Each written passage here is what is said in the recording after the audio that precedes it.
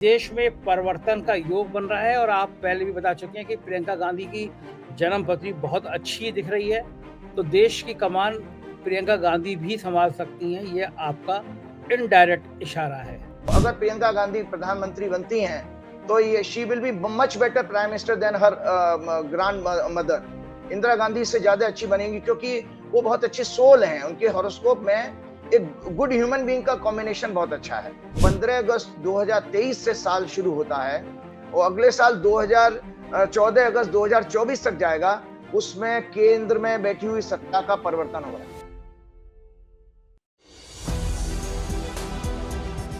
नमस्कार, मैं हूं संजय शर्मा। आप देख रहे हैं 4 PM न्यूज नेटवर्क। इस वीडियो से पहले मैं फिर हर बार की तरह ये कहना चाहता हूं कि मेरा अंधविश्वास फैलाने का कोई मकसद नहीं है। मैं ज्योतिष विद्या को व्यक्तिगत रूप से मानता हूं। ये आपके विवेक पर छोड़ता हूं कि आप ज्योतिष को माने या ना माने। मैं जन्म पत्री को मानता हूं, इसलिए मानता हूं क्योंकि मेरी जन्म पत्री शायद बनी बहुत अच्छी है। जो घटनाएं कई कई साल बाद हुई मेरी लाइफ में, वो मुझे कई कई साल पहले बता दी गई और एक्यूरेट उतना बेहतरा उतनी बढ़िया बातें होती चली गई, खराब बातें भी होती चली गई।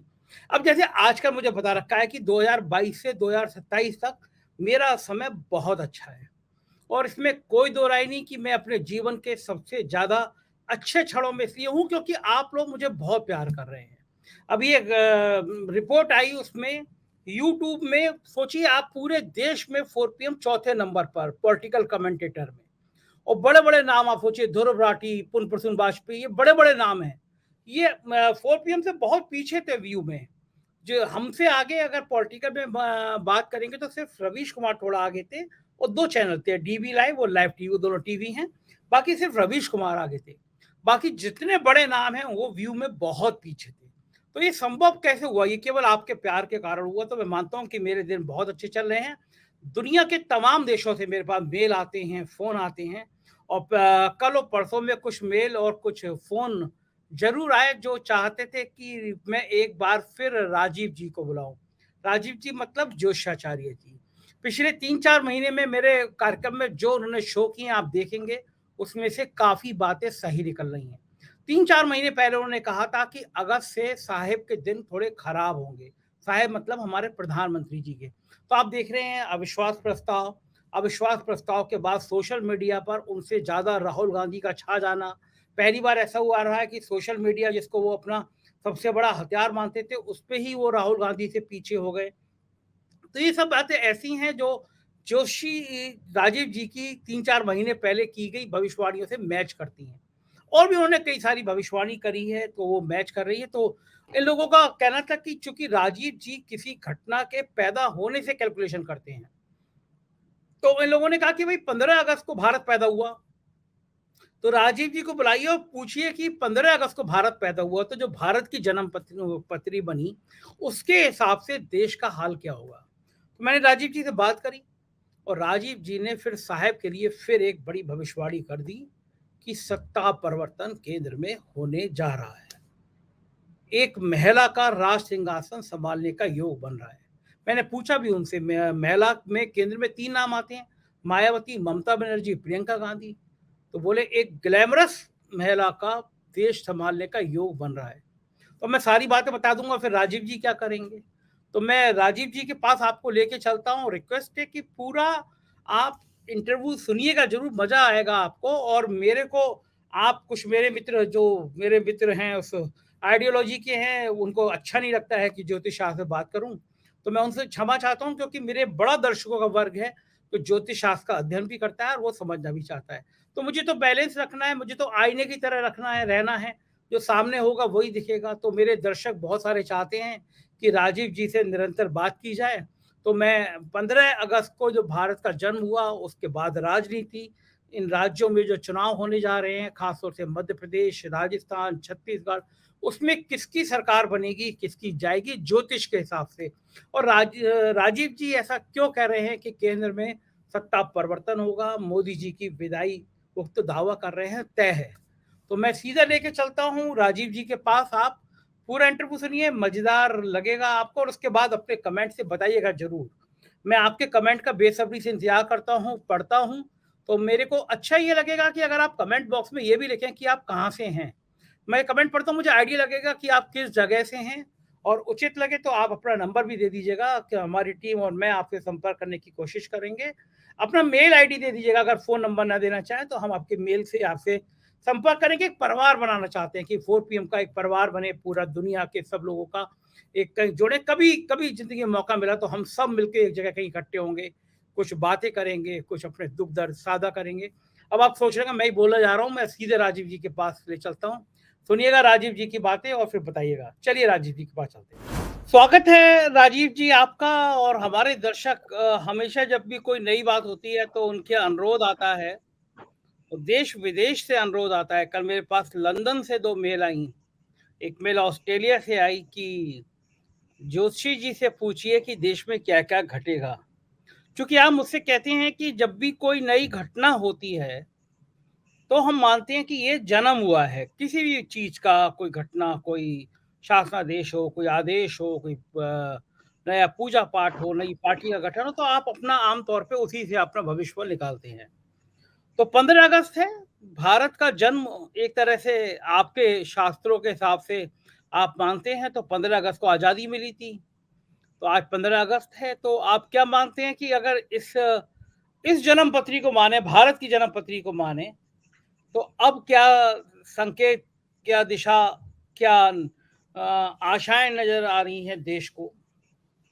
जी, जैसे देखिए मैंने आपके दर्शकों को सारे पिछले प्रोग्राम्स में बताया कि भारत की आज़ादी को 2 जोशियों राजेंद्र प्रसाद जी के बाबू राजेंद्र प्रसाद जी के कहने पर 2 जोशी जो बुलाए गए थे, उन्होंने आज़ादी का समय निकाला 00 ऑवर 1 मिनट का। और टॉरस लगन की हॉरोस्कोप बनी है, जिसमें 5 ग्रह उनके तीसरे घर में है भारत की कुंडली में।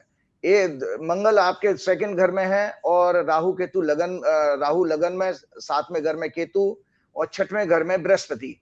इसी तरह से हमारे जैसे हम व्यक्ति की जब वर्षफल निकालते हैं एनुअल हॉरोस्कोप, तो एनुअल हॉरोस्कोप का जो फंडामेंटल प्रिंसिपल है कि जब आपका जन्म हुआ तो सूर्य की जितनी डिग्री थी उसी डिग्री में जब सन आएगा और डेट वही होनी चाहिए, तो उस समय आपका सोलर वर्ष शुरू होता है। वर्ष का मतलब होता है सोलर, क्योंकि सूर्य 12 महीनों में 12-12 राशियों में जाता है, 12 ही राशियां आपके ब्रह्मांड में। तो इस तरह से जब हम 15 अगस्त की बात करें तो हमने लगा कि इंटरेस्टिंग था भाई कि भारत की का फलादेश किया जा सकता है, नहीं किया जा सकता है। तो भारत का जो वर्षफल शुरू होता है 15 अगस्त को 11:20 पर। मतलब आप देखिए, वैसे तो नॉर्मल कोर्स में 14 अगस्त की रात को 00 आवर 1 मिनट पे जन्म हुआ है, लेकिन कल जब सूर्य उसी डिग्री में 1947 वाली पोजीशन में जब पहुंचेगा, तब उस समय हमारा समय होगा दिन के 11:20 का। तो उसमें तुला लगन निकल करके आया। तो वर्षफल में जो वर्षफल के सिद्धांत हैं, ताजिक नीलकंठी एक इसका क्लासिक ग्रंथ है, उसके अनुसार ये देखा जाता है कि वर्ष वर्ष का स्वामी कौन बना, ओनर ऑफ द ईयर कौन है। दूसरा एक मुंथा है जो मैथमेटिकल पॉइंट है, जो which connect your natal chart with the annual horoscope, जो वर्षफल के साथ और जन्म की कुंडली के साथ जो लिंक करती है, वो मुंथा कही गई है। तो इस बार दुर्भाग्य यह है कि मुंथा भारत की कुंडली में 12वें घर में जा रही है। तो 12वां घर बहुत अच्छा नहीं दिखाई दे रहा है, और 12वां घर जो है बीमारी का, जेल जाने का, नाना प्रकार के नुकसान का, किसी तरह के युद्ध जैसी घटनाओं का, मतलब अशुभ फल उसमें आते हैं। और बुध इसका स्वामी है, तो बुध जो है इस समय वर्तमान में तुला लगन जी कुंडली बनी, तो 10वें घर में बुध, सूर्य, चौथे घर में शुक्र, चंद्र और क्या नाम है, मून बैठे हुए हैं। और 11वें भाव में मंगल और बुध आते हैं। तो बुध जो है शनि से पीड़ित हो रहे हैं यहाँ पर भी। तो मैं इसमें इस साल ये देखता हूँ आने वाले वर्ष में, एक तो आप फिर एक बड़ी घटना में आपको बड़ी भविष्यवाणी कहने जा रहा हूँ कि किसी स्त्री का राजयोग आपका एनुअल हॉरोस्कोप भी संकेत दे रहा है। आपके पिछले प्रोग्राम में मैंने ये कहा था कि चूंकि भारतवर्ष की दशा 2 स्त्री ग्रह की चल रही है, चंद्रमा में शुक्र की, तो किसी स्त्री का राजयोग दिख रहा है, जिसकी पुष्टि कंफर्मेशन आपका एनुअल हॉरोस्कोप जो कल से शुरू हुआ वो भी कर रहा है। क्योंकि यहाँ पर शुक्र जो है सूर्य के साथ, चंद्र के साथ 10वें घर में बैठा है।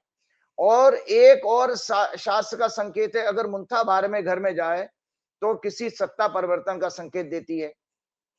यहाँ तुला लगन की कुंडली में 8वां घर जो है हमारे जीवन में मृत्यु का माना गया है, लेकिन उसको परिवर्तन का हाउस भी माना जाता है।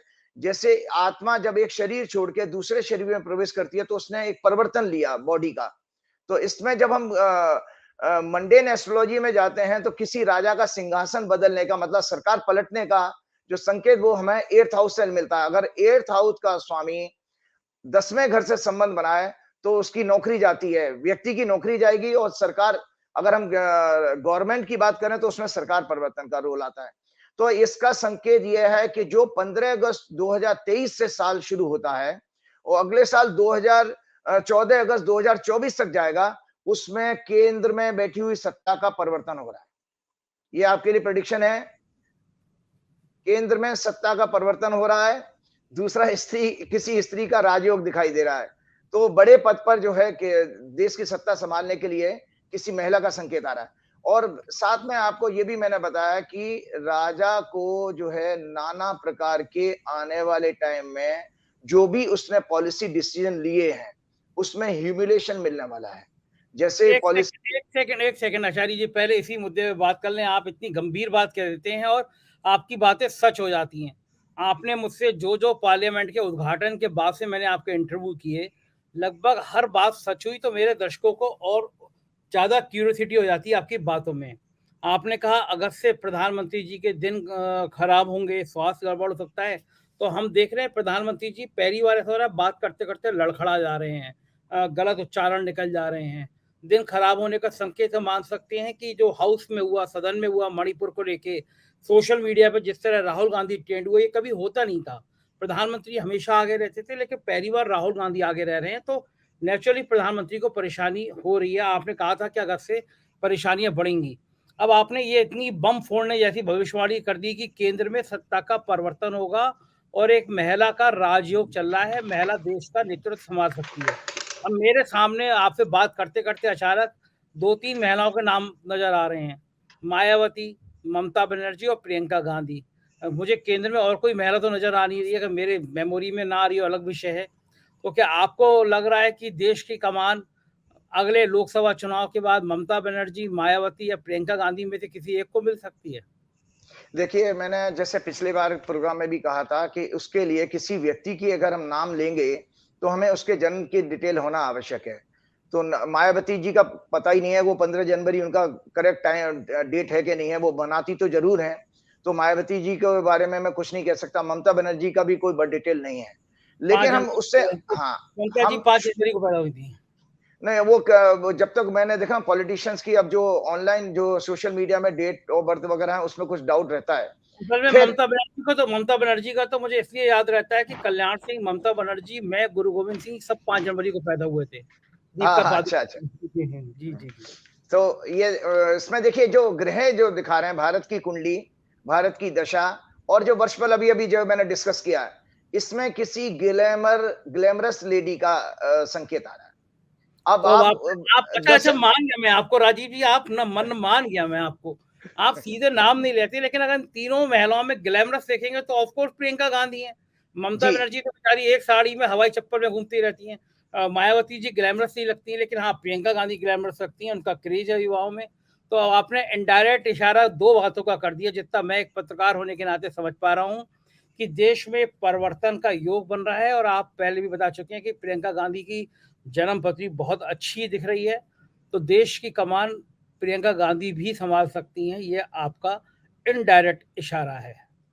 जी बिल्कुल, क्योंकि देखिए ऐसा है ना कि आपको याद होगा मैंने कहा था प्रियंका गांधी का सितंबर 2023 से बहुत जबरदस्त ग्रहों का योग बन रहा है और वो यहाँ से शुरू, कौन सी डेट बताई थी? कोई मेरे ख्याल से 17 सितंबर थी या कुछ सितंबर का सेकंड वीक है। सितंबर के सेकंड वीक से प्रियंका गांधी का जबरदस्त राजयोग शुरू हो रहा है और जो कि कंटिन्यू रहेगा 2043 तक, 2043 तक। तो आप इसी से संकेत लगा लीजिएगा। और मैं आपको बता देता हूं, अगर प्रियंका गांधी, क्योंकि अभी तो मैं इसको फिंगर क्रॉस कर रहा हूं, अगर प्रियंका गांधी प्रधानमंत्री बनती हैं तो ये she will be much better prime minister than her grandmother. Indira Gandhi से ज्यादा अच्छी बनेंगी, क्योंकि वो बहुत अच्छी सोल हैं। उनके हॉरोस्कोप में एक गुड ह्यूमन बीइंग का कॉम्बिनेशन बहुत अच्छा है, और उनके अंदर जबरदस्त एम्पैथी है। मतलब एक ऐसी एम्पैथी, जिस तरह का माहौल हमारे देश में नफरत का, ईर्ष्या का, चुगली, निंदा, मतलब हमारे प्रधानमंत्री को भी हमें ऐसा लगता है कि शोभा नहीं देता, इतने बड़े पद पर पहुंच करके एक बहुत बड़े 140-42 करोड़ के प्रधानमंत्री हैं, और अगर आप सदन में निंदा करें, चुगली करें, ये तो मानसिक विकार कहे गए हैं। जो हमारा जो मेंटल डिसऑर्डर कहे गए हैं, जो मानसिक बीमारियां होती हैं, उसमें आप ये देखिए, चुगली करना, निंदा करना, झूठ बोलना, ये सब चीजें अच्छी नहीं मानी जाती हैं। हम डे टू डे लाइफ में भी देखते हैं, किसी सिविलाइज सोसाइटी में अच्छा नहीं मानता पर्सनैलिटी के अच्छे गुण नहीं। सडनली एक स्त्री जिसके अंदर प्रेम, दया, करुणा, मैत्री, और जो आपके मुद्दों पर बात कर रही है, मतलब सबसे बड़ी खूबी मैंने ये देखी, मैं तो कभी मिला नहीं हूं उन लोगों को, और लेकिन मैंने ये देखता हूं कि जिस तरह से जो पब्लिक की, आम पब्लिक की जो बातें हैं, उसमें अगर कोई नेता बात कर रहा है, तो इन दोनों भाई बहनों के अलावा मुझे कोई दिखता नहीं है इसमें नेशनल लेवल पर। तो ये और आप देखो, ये बातें इसलिए सच भी सिद्ध हो रही हैं। दोनों भाई बहनों के बारे में मैंने बताया था कि दोनों की कुंडली में, मैं आपको एक जो आपके दर्शकों को ज्योतिष का ज्ञान भी दे देता हूं। किसी व्यक्ति को हम कैसे देखेंगे कुंडली से कि वो अच्छा इंसान है? तो याद रखिए, सबसे पहले लगन अगर शुभ राशि का हो, तो पहली पहली क्वालिटी आ जाती है शुभ ग्रह के प्रभाव के कारण अच्छाई की। दूसरा, हमारी आत्मा का कारक सूर्य माना गया है ज्योतिष में। अगर सूर्य बृहस्पति के प्रभाव में आ जाए, तो ऐसा व्यक्ति निर्मल आत्मा का होता है। और मैंने देखिए, दोनों भाई बहनों की आयु में 2 साल का फर्क है। एक का 70 का जन्म है, एक का 72 का जन्म है, लेकिन दोनों की कुंडली में बृहस्पति और सूर्य का कनेक्शन है। तो इसीलिए दोनों की दोनों गुड सोल हैं। तो ऐसे नेता हमको चाहिए। दोनों के दोनों में आप डिग्निटी देखते हैं, जो कि आज अगर हम सत्ता दल को देखें, कोई भी हार्डली आपको उंगली से ढूंढना पड़ेगा कोई डिग्निफाइड लीडर है। हाँ, वो व्यवहार में अंतर आ जाता है। मतलब हमेशा जहर उगलना, हमेशा वो जहर उगलना। तो ये बात तो समान आदमी बनता है। राजीव जी, मैं ये पूछना चाहूंगा कि आप कह रहे हैं प्रियंका गांधी के दिन अच्छे होने वाले हैं। मध्य प्रदेश में प्रियंका गांधी पे 40 से अधिक एफआईआर हो गई हैं। हाँ, देखिए, वो तो अब आपने देखा, देखिए मनुष्य कितने भी जो है क्या नाम है, क्या कहते हैं, अपराध कर ले या कितने भी साजिशें रच ले, आपने राहुल गांधी के केस में देखा। एक छोटे से केस के लिए किसी का नाम अगर उसने जनरल भाषा में कहा, उसके लिए आपने कितनी बड़ी कॉन्स्पिरेसी की कि जहां की घटना नहीं थी, घटना कर्नाटक की है, केस दर्ज होते हैं गुजरात में, और गुजरात की सारी कोर्टों ने एक ही जैसा डिसीजन दिया। तो वहां पर काल रोक पाया क्या उस चीज को?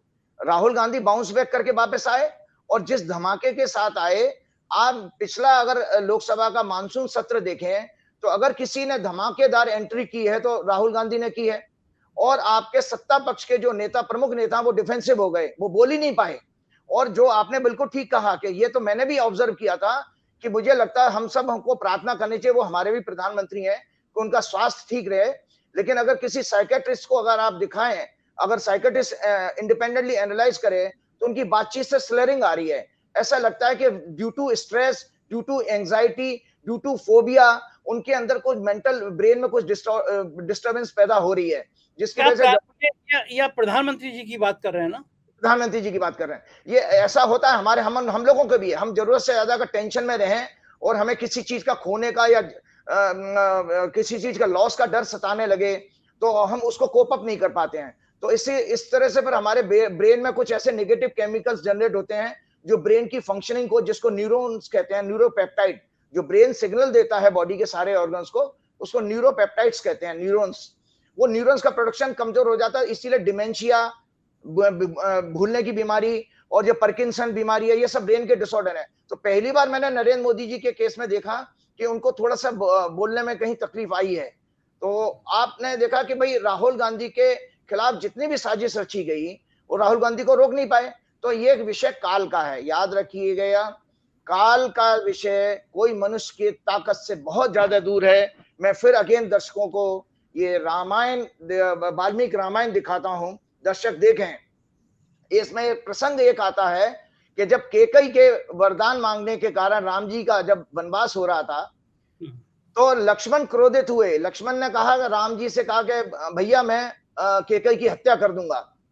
ये मैं संदर्भ में ही प्रसंग आ रहा है इसलिए सुना रहा हूं। कैकेयी की हत्या कर दूं तो राम जी ने कहा नहीं कि लक्ष्मण, ये देव की कृपा है।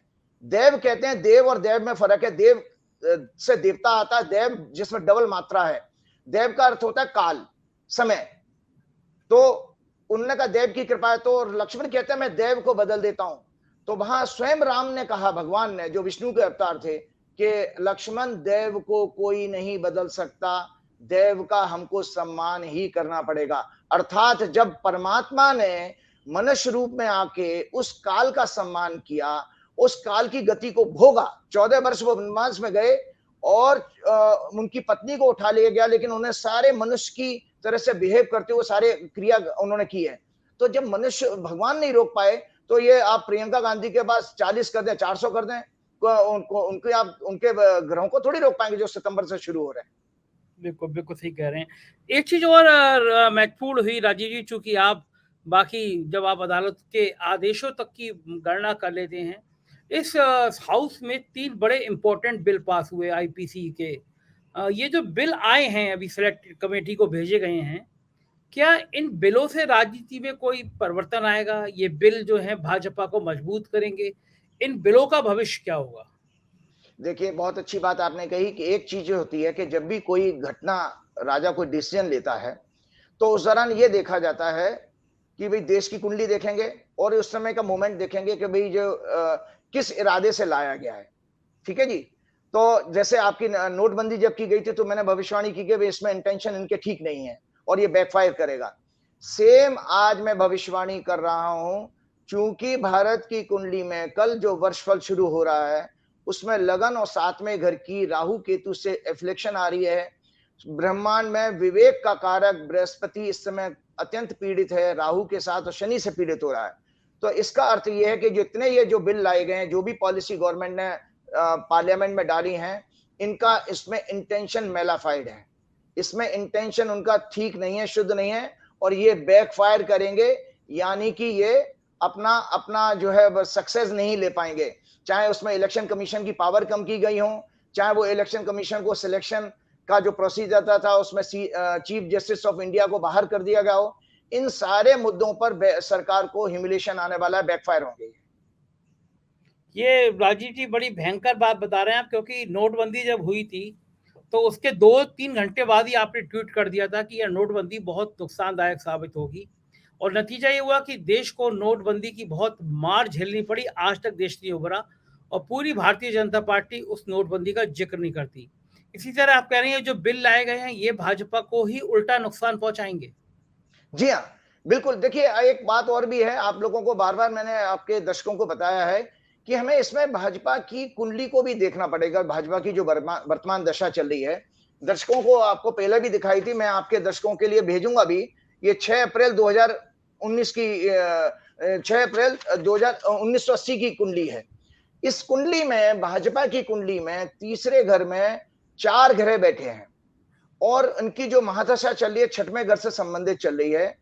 तो आप ऐसा क्यों कर रहे हैं, इसका मैं जवाब दर्शकों को जानना आवश्यक है कि भाजपा का प्रचार या भाजपा के नेताओं का ये व्यवहार, इस तरह से आचरण उनका पिछले 9 वर्ष में ऐसा क्यों हो गया है? ऐसा इसलिए हो गया है कि भाजपा की दशा 2016-17 से 17-18 से शुरू हुई है चंद्रमा की, वो रोग के घर में बैठा है। और इंटरेस्टिंग पार्ट ये देखिए कि जब से चंद्रमा की दशा शुरू हुई है, कितने महत्वपूर्ण नेताओं की मृत्यु हो गई है। आप देखो, जेटली जी गए, सुषमा स्वराज गई, अनंत कुमार गए, मनोहर पर्रिकर गए, गोपीनाथ मुंडे की मृत्यु हो गई, और अटल जी भी इसी दौरान गए। और आने वाले समय में भी आपने देखा पूरे देश में एक मनोरोग बढ़ गए हैं। मनोरोग समझते हैं? इंटॉलरेंस बढ़ गया है, हेट्रेड बढ़ गई है। हम एक लोगों से चिढ़ने लगे हैं, कोई क्या पहन रहा है, कोई क्या खा रहा है, हम इस तरफ घुसना शुरू कर दिए हैं। तो ये सब चीजें क्यों हो रही हैं? और सडनली आपने देखा ये सत्ता पक्ष में बैठे लोग, जबकि डेमोक्रेसी का हिस्सा विपक्ष और सत्ता पक्ष दोनों होते हैं, तो सडनली ये विपक्ष को शत्रु की तरह क्यों देखने लगे हैं? पब्लिक जो आपसे प्रश्न पूछती है, वो आप उसको देशद्रोह का मुकदमा क्यों डाल देते हो अलग अलग राज्यों में? तो इसका मतलब है, इसका एक बीमारी होती है, मेंटल डिसऑर्डर कहा गया, स्किज़ोफ्रेनिया। स्किज़ोफ्रेनिया जो बीमारी बनती है उसमें एंगर भी होता है, फियर होता है, और फियर और एंगर के कारण आप किसी को दूसरे को हर्ट करना चाहते हो, आप उसको मारना, जैसे कि for example day to day life में हम देखते हैं कोई आपका कोई इंसेक्ट आपके साथ पास से जा रहा है, कीड़ा, आपको ये डर लग रहा है ये मुझे काट लेगा, तो आप उस कीड़े को अपनी चप्पल या कोई चीज उठा करके मार देते हो। तो सेम केस भाजपा की कुंडली में यह है कि भाजपा की कुंडली में चंद्रमा 8वें 6वें घर में बैठा है, बीमारी के घर में, और उत्तेजना का कारण मंगल पीड़ित, राहु केतु से पीड़ित मंगल उसको देख रहा है चौथी दृष्टि से, साथ में राहु बैठा हुआ है। तो स्किज़ोफ्रेनिया के, आपके दर्शकों को मेडिकल एस्ट्रोलॉजी की भी ज्ञान दे देता हूं। स्किज़ोफ्रेनिया के जो कॉम्बिनेशन है मेडिकल एस्ट्रोलॉजी के अकॉर्डिंग, वो माने गए हैं मून, चंद्रमा, क्योंकि वो मन का कारक है, मार्स एग्रेशन, हिंसा का कारक है, वायलेंस है, और Rahu is a phobia, Rahu phobia जो डर क्रिएट करता है, उसी को मेडिकल, कल मेरे यहाँ एक एम्स के एचओडी आए थे, मैंने उनसे भी ये थोड़ा सा ज्ञान ले लिया था कि स्किज़ोफ्रेनिया क्या होता है। तो दर्शकों को मैं बताना चाहता हूं कि चूंकि मैंने 100 नंबर का मेरा पेपर था, ये मेडिकल एस्ट्रोलॉजी है, तो ये मेडिकल एस्ट्रोलॉजी की मतलब आप सोचिए ज्योतिष में मेडिकल, मुझे कई बार कई ऐसे अपॉर्चुनिटी आई जहां मैंने डॉक्टर से ज्यादा अच्छी बीमारी को डायग्नोज किया है। तो ये मैं आपको ऐसे ही हवा में बात नहीं बता रहा हूं कि भाजपा की कुंडली में देखिए, मैं आपकी कुंडली आपके दर्शकों के लिए भेजूंगा, आप उसको स्क्रीन पे जरूर लगाइएगा कि ये भाजपा की कुंडली में जो तीसरे घर में जो बैठे घर हैं, इनसे सीधा बीमारी का कनेक्शन बन रहा है।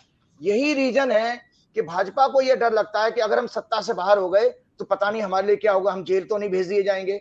इसके कारण वो सारे इंस्टीट्यूशन पर कब्जा करना चाहते हैं। आप देख रहे हैं फियर क्यों है उनके अंदर।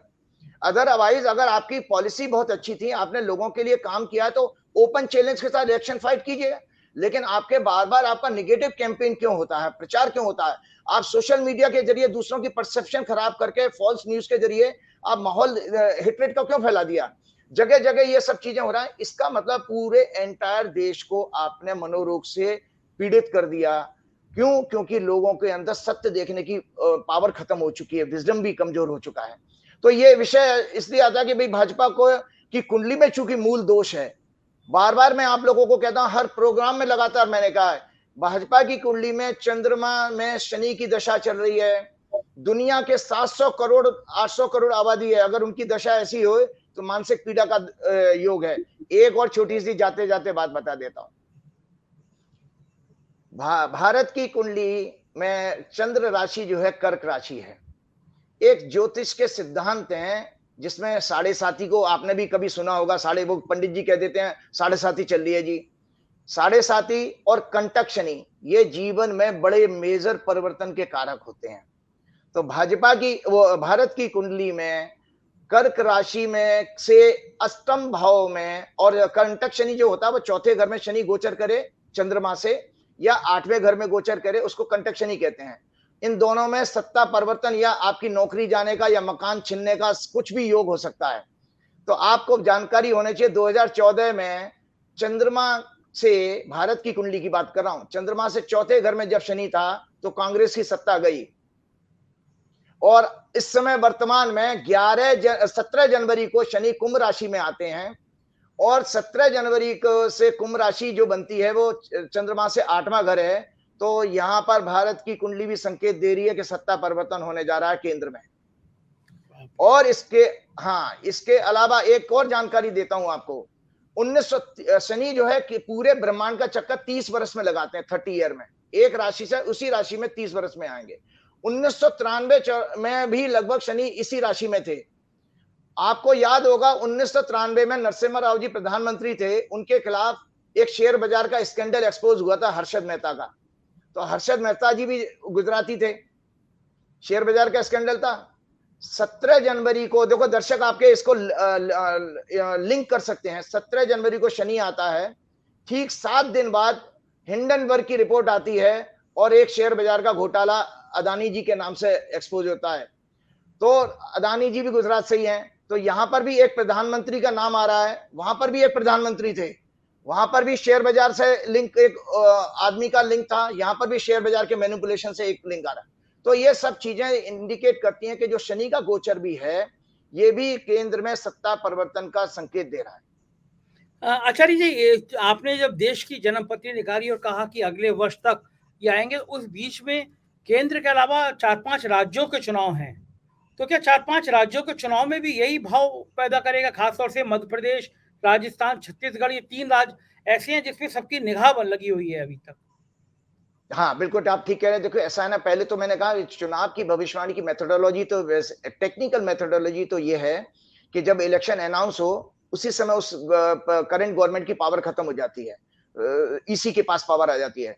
वहां वो डेट हमारे पास आना बाकी है, तो एक्यूरेट प्रेडिक्शन तो वहां हो सकती है, लेकिन फिर भी मैं जब भाजपा की बात कर रहा हूं तो भाजपा के लिए तो कतई 4 राज्यों में कोई अच्छा संकेत नहीं आ रहा है, कतई किसी भी कीमत से नहीं आ रहा है।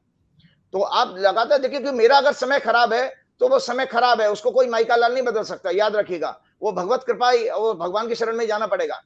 और आपको पता है कि देखिए, जो मैं लोगों को, दर्शकों को बताना चाहता हूं कि देखिए, जो आज हम स्वतंत्रता की बात करें, पहले बात तो आपके दर्शकों को और समस्त देशवासियों को स्वतंत्रता दिवस की बहुत बहुत शुभकामनाएं। 15 अगस्त है, लेकिन स्वतंत्रता का अर्थ क्या है? फ्रीडम हम एक संकल्प लें, स्वतंत्रता हमको बेसिकली हेट्रेट से चाहिए। स्वतंत्रता हमको उससे चाहिए कि जहां महिलाओं पर अत्याचार ना हो। स्वतंत्रता हमें उससे चाहिए कि जहां पर कमजोर वर्गों के साथ कोई अन्याय ना हो। कि ये कैसा दुर्भाग्य, कैसी 21वीं शताब्दी का भारत हमने देखा है कि विश्व में हमारी क्या छवि हो रही होगी कि एक जगह पर एक स्त्री को आप नेकेड घुमाते हो, वहां पर भी सत्ता की केंद्र की सत्ता है। एक जगह एक दलित के ऊपर कोई यूरिन कर रहा है, वहां पर भी वो केंद्र में उसी पार्टी की सत्ता है। ये दोनों ऐसे इंसिडेंट हैं जिससे दुनिया में एक मैसेज गया कि भारत क्या जानवरों का देश बन चुका है, क्योंकि ये तो कोई ह्यूमन तो नहीं कर सकता, जिसके पास विजडम होगा ऐसे काम नहीं कर सकता। और आपको ज्योतिष और वास्तुशास्त्र के हिसाब से बताता हूं, नॉर्थ ईस्ट डायरेक्शन, आपने भी कभी अपने घर में किसी वास्तु वाले को बुलवाया हो, नॉर्थ ईस्ट डायरेक्शन आपका मंदिर की दिशा होती है। अब आप सोचिए कि उस मंदिर, नॉर्थ ईस्ट क्या है, जहां मणिपुर है या जो भी है, उस मंदिर की दिशा में आप स्त्री को एक नंगा करके आप पूरा घुमा रहे हो, वीडियो बन रहे हो, तो अब आप सोचो कि ऐसे में आपके घर में धर्म रहेगा क्या? ये अधर्म है, टोटल अधर्म का इस समय पीरियड चल रहा है। मैं बार बार आप लोगों से क्या प्रार्थना करता हूं, आप हनुमान जी की शरण में जाइए, प्रार्थना कीजिए, श्री गुरु चरण सरोज रज निज मन मुकुर सुधार, वर्णो रघुवर विमल जसु जो दायक फलचार, बुद्धिहीन तनु जान के सुमरो पवन कुमार, बल बुद्धि विद्या देव मोह हरऊ कलेश विकार। तो दर्शकों को बस सुनाता हूं कि विकार क्या होते हैं। विकार बेसिकली मानसिक बीमारियां हैं, जो है चुगली करना, क्रोध, लोभ, मोह, माया से आकर्षण, और यह निंदा करना, क्रिटिसाइज करना, जो हमारे मोदी जी करते रहते हैं। और कलेश को माना गया है अज्ञानता, अहंकार, राग, द्वेष और मृत्यु का भय। आपको डेथ एक तो रियलिटी है कि हमें किस चीज का फियर होना चाहिए, तो इसलिए फियर तब जाता है, ना से रोग हरे सब पीरा जपत निरंतर हनुमत बीरा। तो याद रखिएगा कि बीमारी भी जो होती है, मेडिकल साइंस आज तक बीमारी को डिफाइन नहीं कर पाई है। डिजीज का मतलब होता है डिस प्लस ईज। आप अगर संधि विच्छेद करें, जहां पर आपका ईज डिस्टर्ब हो जाए वो डिजीज हो गया। तो डिजीज में याद रखिए, डिजीज हमेशा मेंटल प्लेन पर, साइकोलॉजिकल लेवल पर पहले बीमारी पैदा होती है, उसको आदि कहा गया, AADI, आदि।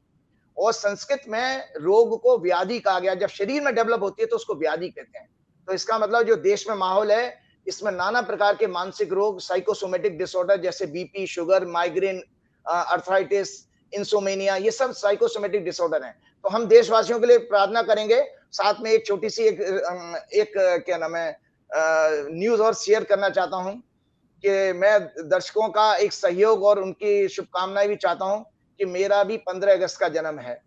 अरे बधाई, शुभकामनाएं आचार्य जी, बहुत बहुत मैं शुभकामनाएं। 15 अगस्त को पैदा हुआ हूँ। मेरा भी लगन, मेरा भी रात्रि 1 बज के कुछ मिनट का था। लगन मेरा वही है जो भारतवर्ष का लगन है, बधाई आपको, टॉरस लगन। तो बहुत बहुत धन्यवाद बधाई, बहुत। शुभकामनाएं आपको, यशस्वी हों आप, और आप ऐसी देश के हित में बढ़िया बढ़िया भविष्यवाणी करते रहें, 4PM के साथ बने रहें। बहुत बहुत शुक्रिया राजीव जी, आपने समय दिया अपना, और पुनः देशवासियों को स्वतंत्रता दिवस और राजीव जी को जन्मदिन की हार्दिक शुभकामनाएं। धन्यवाद। धन्यवाद। तो देखा आपने, ये थे राजीव जी, क्या सटीक आकलन किया है। और मुझे लग रहा है प्रधानमंत्री जी बहुत दुखी होंगे इस आकलन को सुन के, क्योंकि काल, जैसे राजीव जी बता रहे हैं कि काल से बड़ा कोई नहीं होता, और काल के संकेत हैं कि सत्ता का अब परिवर्तन का समय आ गया।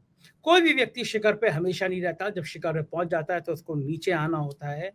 तो शायद सत्ता अब नीचे की तरफ जाती हुई नजर आ रही है। क्या होगा हम देखते रहेंगे। आप देखते रहिएगा 4 PM। शुक्रिया।